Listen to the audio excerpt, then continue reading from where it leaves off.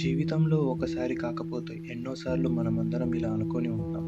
ఇంత చదివాను, ఇంత కష్టపడ్డాను, ఇంకా ఎలా ఫెయిల్ అయ్యాను? ఇదే ప్రశ్న ఒక చిన్న పిల్లవాడి మనసులో కూడా వచ్చింది. పిల్లవాడి పేరు రాహుల్. ఇవాళ ఆ రాహుల్ కథ ఏంటో వినేద్దాం. ఒక చిన్న విద్యార్థి పేరు రాహుల్. క్లాస్‌లో చాలా సైలెంట్‌గా ఉండేవాడు.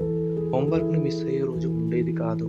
రాత్రిళ్ళు అందరూ టీవీ చూస్తూ ఉంటే అతను పక్కన కూర్చొని బుక్స్ తీసుకొని చదివేవాడు. ఎగ్జామ్ రిజల్ట్స్ వచ్చిన రోజేమో స్కూల్ గేట్ దగ్గర అందరూ మార్కుల గురించి చెప్పుకుంటున్నారు. ఎవరికి 80, ఎవరికి 90. రాహుల్ అయితే సైలెంట్‌గా డైరీ చూస్తూ నిలబడ్డాడు. అతని మార్క్స్ చూసి కంట్లో నీళ్లు ఆగకుండా వచ్చేశాయి. ఇంత చదివిన నేను ఎలా ఫెయిల్ అయ్యా అని మనసులో ఒకటే మాట. ఇంటికి వెళ్ళిన తర్వాత అమ్మా నాన్నని సూటిగా చూడలేకపోయాడు. వాళ్ళకి నిరాశ కలిగించానని లోపల నుంచి తానే తన్నుకున్నాడు. స్నేహితులందరూ కలిసి పర్లేదు, నెక్స్ట్ టైం బాగా రాస్తామని చెప్పినా కూడా అతనికి మాత్రం ఆ మాటలు చెవిలో పడినట్లు అనిపించలేదు. నేను చెయ్యలేను, నా వల్ల కాదు అన్న ఫీలింగ్ గట్టిగా అతని మనసులో ఉంది. ఇలా ఆలోచిస్తూ ఆ రోజు రాత్రి రాహుల్కి అసలు నిద్ర పట్టలేదు. బెడ్ మీద పడుకున్నాడు, కానీ ఆ గదిలో ఉన్న గోడని, ఫ్యాన్ని, సీలింగ్ని మాత్రమే చూస్తూ ఉన్నాడు. చివరకు నెమ్మదిగా లేచి కిచెన్ దగ్గరికి వెళ్ళి చూస్తే అమ్మ కిచెన్లో పని చేసుకుంటూ ఉంది. అలా పని చేసుకుంటూ ఉన్న అమ్మ దగ్గరికి వెళ్ళి అమ్మ అని నెమ్మదిగా పిలిచాడు. అమ్మ వెంటనే అతని ముఖం చూసి ఏం జరిగిందో అర్థం చేసుకుంది. ఏమైంది రాహుల్, ఇంకా నిద్రపోలేదా అని అడిగింది. రాహుల్ కళ్ళలో వెంటనే నీళ్లు మెరిశాయి. అమ్మ, నేను ఫెయిల్ అయ్యానమ్మా.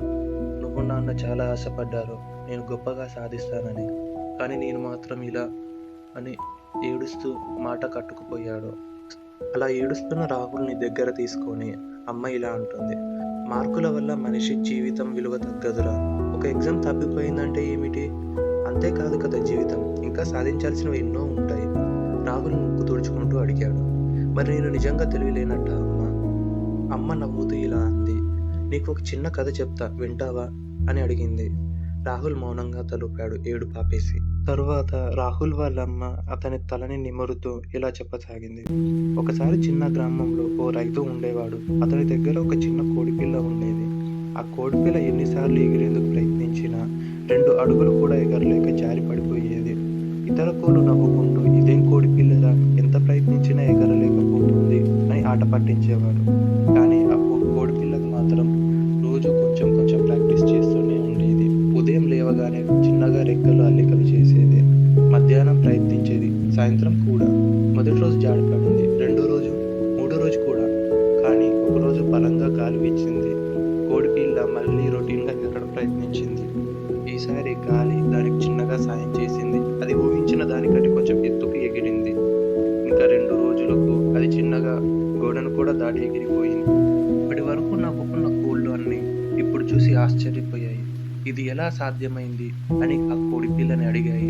అప్పుడు ఆ కోడిపిల్ల ఒక మాట చెప్పింది, నేను పడిపోవడం ఆపలేదు, ప్రయత్నించడం కూడా ఆపలేదు.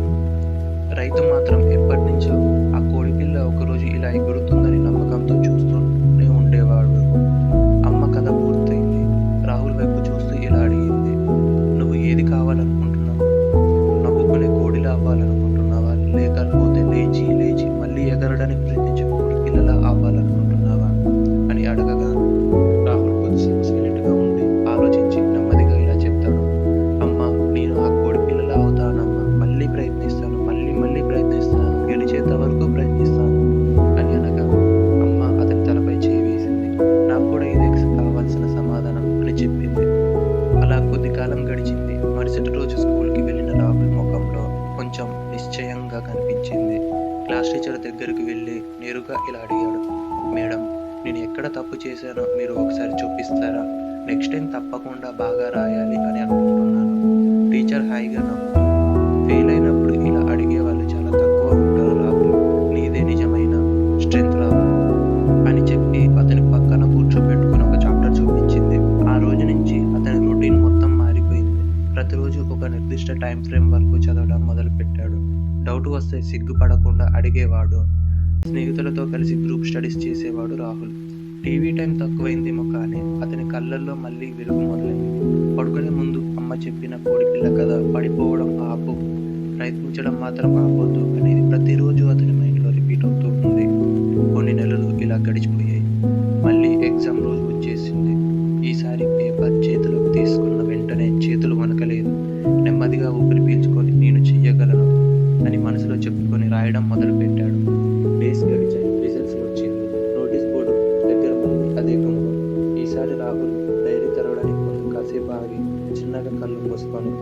ఎలా వచ్చినా సరే పర్లేదు, ఈసారి నేను నిజంగా ప్రయత్నించాను అని తన మనసుకు తానే చెప్పుకొని డైరీలో మార్క్స్ చూసిన క్షణం అతని నమ్మశక్యం కాని ఆనందం.